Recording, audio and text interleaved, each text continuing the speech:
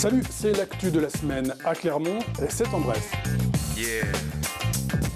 On the mic. La mission des relations internationales de Clermont-Ferrand célèbre 50 ans de relations diplomatiques entre la France et la Chine. Ces relations, initiées par De Gaulle le 27 janvier 1964, sont principalement tournées à Clermont vers la ville Anshan, située dans la province du Liaoning, dont l'université normale sera représentée le 29 janvier 21h dans la salle Rameau du centre Blaise Pascal par 3 musiciens venus nous offrir un concert de musique traditionnelle chinoise.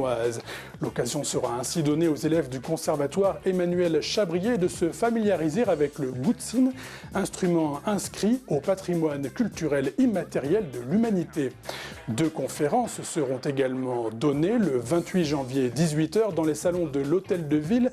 Bernard Crook, historien et professeur à Sciences Po Paris, nous parlera des relations diplomatiques entre nos 2 pays depuis De Gaulle, tandis que Marie-Françoise Renard, doyen de la faculté des sciences éco Clermont et responsable de l'Institut de développement et de recherche sur l'économie de la Chine, reviendra le 29 janvier 19h dans la salle Rameau du Conservatoire sur le volet économique de ces relations. Pendant ce temps et jusqu'au 15 février, la mission des relations internationales expose des photographies réalisées par les étudiants de l'université normale d'Anshan et prépare avec l'Institut Confucius et les associations chinoises de Clermont le Nouvel An chinois que l'on fête le 31 janvier. On lâche des dragons dans le Clermont, absolument, pour fêter ça. Les universités aussi feront, avec les nombreux étudiants chinois qui sont sur Clermont, feront le Nouvel An chinois, mais pas le 31 parce qu'il y a des dates qui conviennent, mais les étudiants étudient aussi, donc ça sera un petit peu décalé sur la première quinzaine de février. Enfin, et on va impliquer bien sûr la communauté d'origine chinoise et principalement ces nombreux étudiants qui sont clermontois. Les Clermontois à l'heure du recensement. 6800 logements répartis sur l'ensemble des quartiers de la ville vont être sondés du 16 janvier au 22 février. Le principe est simple, remplir un questionnaire remis par un agent recenseur accrédité qui reviendra quelques jours après sa visite pour collecter ces données confidentielles. Sa visite d'ailleurs sera préalablement annoncée dans un courrier où apparaîtra son visage afin d'éviter toute mauvaise surprise. Les chiffres de population légale ainsi déterminés sont publiés chaque fin d'année dans le journal officiel. Le 23 janvier, à la Maison des Sports, les étudiants en médecine et en pharmacie vous lancent le défi sans limite. Un défi né en 2004 de la fusion du défi don de soi et de la Vampire Cup et qui vise à collecter le plus de sang et de promesses de dons de moelle osseuse possible. Soutenu par l'établissement français du sang, l'association Laurette Fugain et la Médicale de France, ce défi entend aussi sensibiliser le plus grand nombre aux enjeux du don de plasma, de plaquettes, de sang, de cordon ombilical ou d'organes. Une bonne occasion de se coucher moins bête pour ceux que la prise de sang effraie. Le défi sans limite, c'est, je le rappelle, le 23 janvier de 10h à 18h30 à la Maison des Sports. Info pratique maintenant à destination des usagers de la bibliothèque Amélie Murat à Chamalières. L'établissement, victime d'un début d'incendie, a fermé temporairement ses portes pour laisser aux équipes spécialisées le soin de nettoyer les 40 000 documents exposés et à l'infrastructure elle-même le temps de se remettre de ses blessures.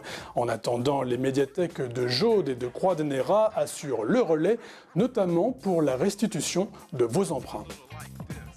Info pratique toujours, le changement d'adresse du lieu information senior ou LIS qui depuis le 9 septembre dernier subit des travaux d'extension et de réaménagement. Pendant une période de 2 ans environ, le LIS vous accueille donc au 20 rue Georges Clémenceau pour répondre à toute demande d'information. Que ce soit dans le domaine des services à la personne, dans le domaine des loisirs, de la culture, du transport ou autre, toute question qui concerne les seniors à Clermont-Ferrand.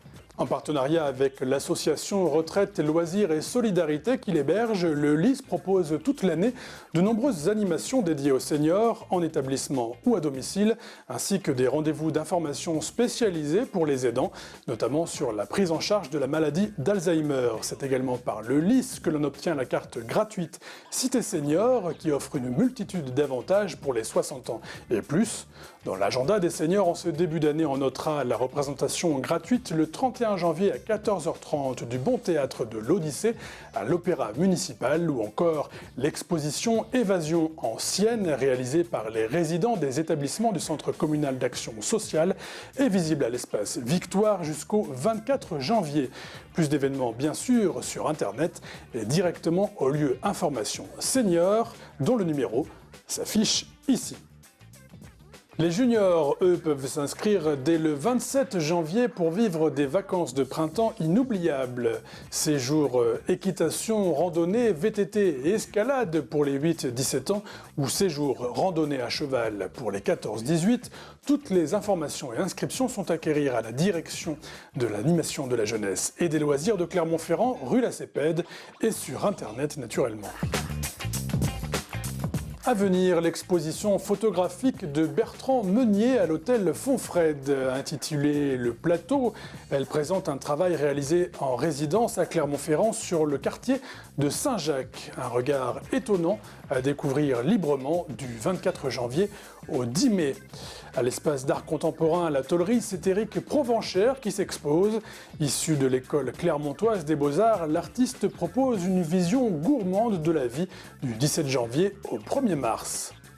Côté sport, ne manquez pas la rencontre ASM Stade Français. Ce sera le 7 février au stade Marcel Michelin. Le Montpied, lui, verra s'affronter le Clermont Foot et l'AC Arles-Avignon le 31 janvier. 31 janvier également. Et 1er février, c'est le final du 25e trophée Andros que vous pourrez apprécier dans la chaleur toute relative des circuits de Superbès. Enfin, le 8 février, rendez-vous au gymnase Fleury pour soutenir Clermont en National 2 de basket contre le Puy.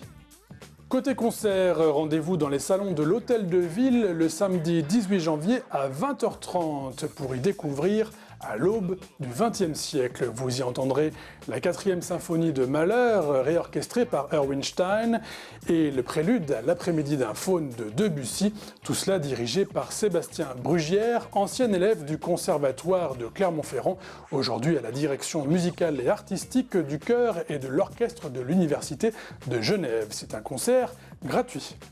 Et on se quitte sur un concours lancé par l'association Il était une fois Montferrand qui vous propose de réaliser l'affiche des 19e fêtes médiévales de Dauphin d'Auvergne qui auront pour thème les mythes et les légendes du Moyen-Âge et plus particulièrement le roi Arthur et les chevaliers de la table ronde. Les dessins sont à rendre avant le 31 janvier.